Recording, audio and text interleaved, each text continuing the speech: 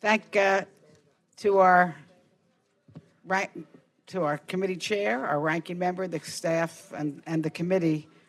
And I especially I want to thank all the committees for really paying attention to a lot of the needs and requests of the women of the Congress. So I'm going to stand for 167 million women of this country and the 163 million men who love the women. And, you know, this is said over and over again.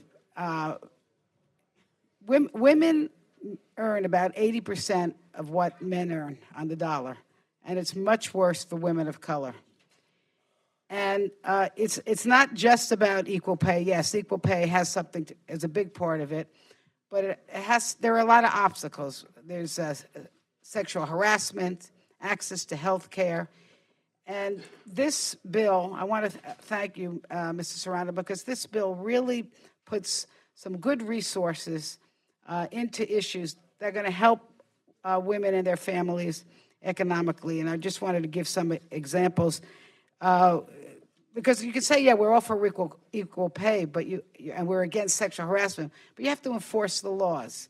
So I want to thank the committee for increasing money for the Equal Opportunity Commission so that it has enough resources to prosecute workplace discrimination and sexual harassment charges, and the resources it needs to collect data critical to closing the wage gaps.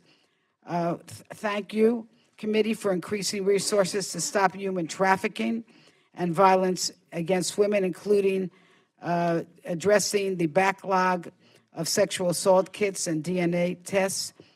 And the manager's amendment today is going to raise an issue which we don't talk a lot about, but I know everybody is against, regardless of what party you are with, and that is this issue of female genital mutilation, which we think of something happening around the world, but let me tell you something happens right here in this country, and it is a horrific, brutal practice against the young girls of this who suffer from this. And your manager amendment is going to direct the department no later than 90 days after the enactment of the act to update the 2018 FGM report to include its investigations and prosecutions, as well as outreach, education, and training, with a focus on community and survivor-centered responses to prevent and respond to incidences of